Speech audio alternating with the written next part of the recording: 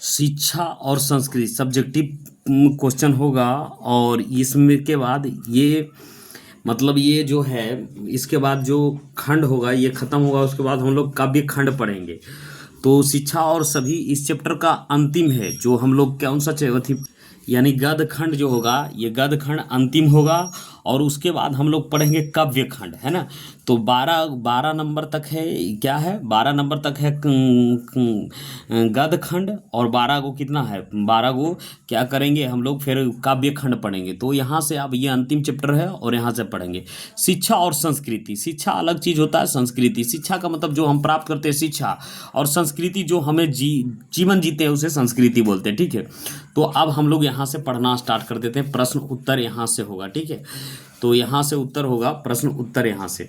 गांधी बढ़िया शिक्षा किसे कहते थे, यानी गांधी जी बढ़िया शिक्षा किसे कहते थे। तो उसमें उत्तर में अहिंसा, जिसमें हिंसा ना हो, हिंसा यानी हिंसा ना हो, यानी मार काट ना हो।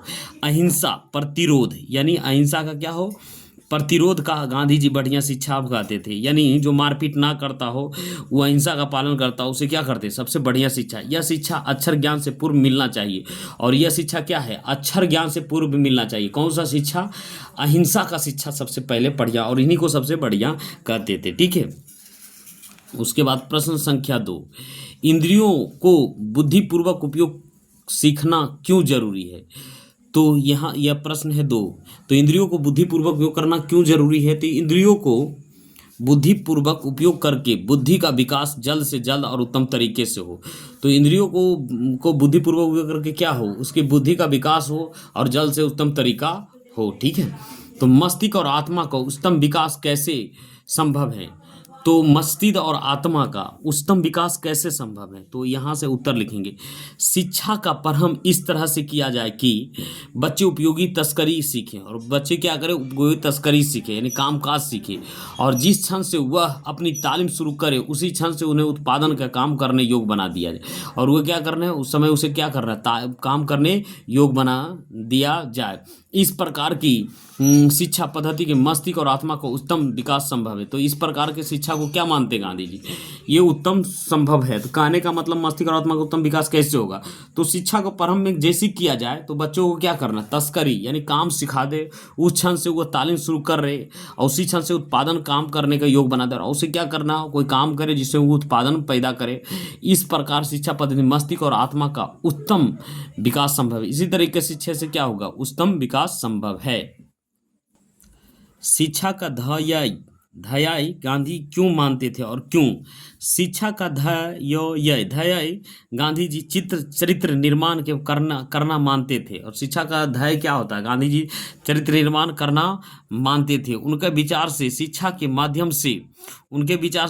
माध्यम से मनुष्य में साहस, और मनुष्य में क्या आ जाएगा, साहस, बल, सदाचार जैसे गुणों का विकास होना चाहिए। तो क्या होगा, उनके विचार से शिक्षा के माध्यम से क्या होगा, मनुष्य में साहस आएगा, बल आएगा, सदाचार आएगा, जैसे गुणों का विकास होना चाहिए।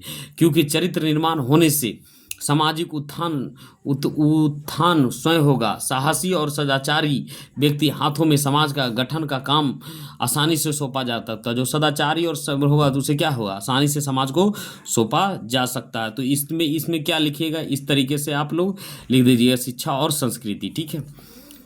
प्रश्न संख्या 5 है ना, गांधी जी किस तरह के सामंजस्य को भारत को लिए बेहतर मानते हैं और क्यों। तो यहाँ से उत्तर लिखना है, गांधी जी विभिन्न संस्कृतियों को समन्वय को भारत के लिए बेहतर मानते थे। यानी समन्वय भारत को बेहतर मानते, क्योंकि विभिन्न संस्कृतियों का सामंजस्य भारतीय जीवन को प्रभावित किया है और स्वयं भी भारतीय जीवन से प्रभावित हुई हैं।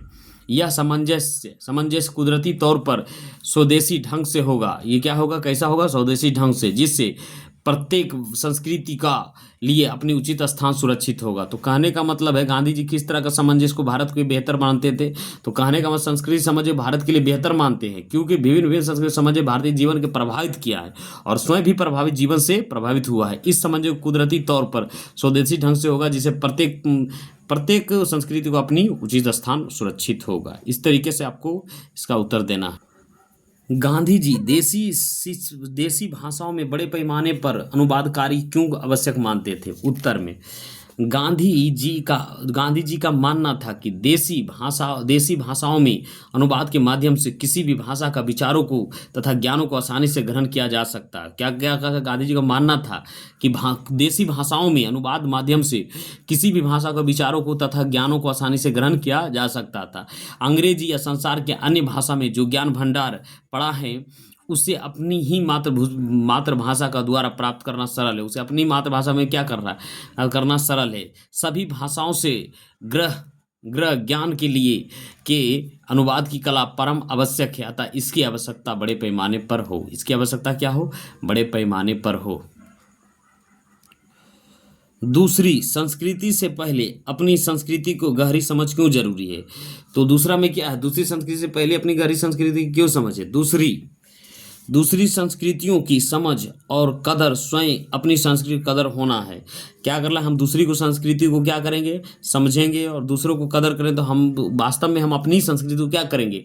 सम्मान करेंगे, कदर होना है। और उससे हजम कर लेने के बाद होनी चाहिए। उससे क्या करना? हजम कर लेने, पहले हरगिज नहीं। कोई संस्कृति इतना रतन भंडार से भरी हुई नहीं है जितनी हमारी अपनी संस्कृति है। सब प्रथम हमें अपनी संस्कृति को जानकर उससे निहित बातों को अपनाना होगा। इससे चरित्र निर्माण होगा जो संसार के अन्य संस्कृति से कुछ सीखने की क्षमता प्रदान करेगा। अपनी संस्कृति और मातृभाषा को बुनियादी पर दूसरी संस्कृतियों और भाषाओं से संपर्क क्यों बनाए जाना चाहिए? गांधी की राय स्पष्ट कीजिए। तो गांधी की राय को क्या करना है? स्पष्ट करना है। तो यहाँ से लिखना है उत्तर में, गांधी जी के विचार अनुसार अपनी मातृभाषा को माध्यम बनाकर हमें अत्यधिक विकास कर सकते हैं। क्या करना है कि गांधी जी को कहना है कि गांधी जी को विचार अनुसार अपनी मातृभाषा को माध्यम बनाकर हम अत्यधिक विकास कर सकते हैं। अपनी संस्कृति के माध्यम से जीवन में तेजी गति से उत्थान किया जा सकता है और क्या किया जा सकता है? आगे बढ़ा जा सकता है। लेकिन हम कुपमंडुक नहीं बने। दूसरी संस्कृति अच्छी बातों को अपनाने में परहेज नहीं करना चाहिए। दूसरी संस्कृति में है उसे भी अपनी बातों में परहेज नहीं किया जाए, बल्कि अपनी संस्कृति एवं भाषा के आधार बनाकर अन्य भाषाओं से एवं संस्कृति को भी अपने जीवन को से युक्त करें। गांधी जी कताई और धुनाई जैसे ग्राम उद्योग द्वारा सामाजिक क्रांति कैसे संभव मानते हैं? तो ये उत्तर लिखना है। तो उत्तर में क्या देना है? कताई और धुनाई जैसे ग्राम उद्योग के संबंध में गांधी जी की कल्पना थी। यानी कताई और धुनाई जैसे ग्राम में क्या था? गांधी जी की कल्पना थी कि यह एक ऐसी शांत सामाजिक क्रांति का अग्रदूत बने। और ये कैसी बने? यह एक ऐसी शांत एवं सामाजिक क्रांति का अग्रदूत बने और बुद्धन बने जिससे अत्यंत दुर्गामी परिणाम भरे हुए हो। और दुर्गामी क्या हो? परिणाम उभरे हुए। इस नगर और ग्राम के संबंधों को एक स्वस्थ पर्दा और नैतिक आधार प्राप्त होगा। और उससे कैसा होगा? नगर और गांव के संबंध के एक स्वस्थ पर्दा और नैतिक आधार पर होगा। और समाज के वजूद आरक्षित अवस्था, और समाज की क्या होगा? संरक्षित अवस्था और वर्गों का प्रसार विषम संबंधों को कुछ बड़ी से बड़ी बुराइयों को दूर करने में बहुत सहायता मिलेगी। और क्या है? बुराइयों को दूर करने में क्या मिलेगी? बहुत सहायता। इससे ग्रामीण जनजीवन विकसित होगा और गरीब अमीर में के अप्राकृतिक भेद नहीं रहेगा और गरीब में अप्राकृतिक भेदभाव नहीं रहेगा। ये था गांधी जी कताई और ग्राम उद्योग के जो है ये गांधी जी के कताई और धुनाई ग्राम उद्योग सामाजिक क्रांति द्वारा कैसे संभव। तो इस तरीके से आपको क्या करना है? पूरा इस बात को लिख देना। शिक्षा और संस्कृति पाठ के सारांश को लिखें। शिक्षा और संस्कृति को पाठ को सारांश को लिखें। किताब नहीं पढ़े तो इसको पढ़ लीजिए, नहीं तो किताब पढ़ना तो जरूरी है। अथवा शिक्षा और संस्कृति संबंध में महात्मा गांधी के विचार को स्पष्ट कीजिए।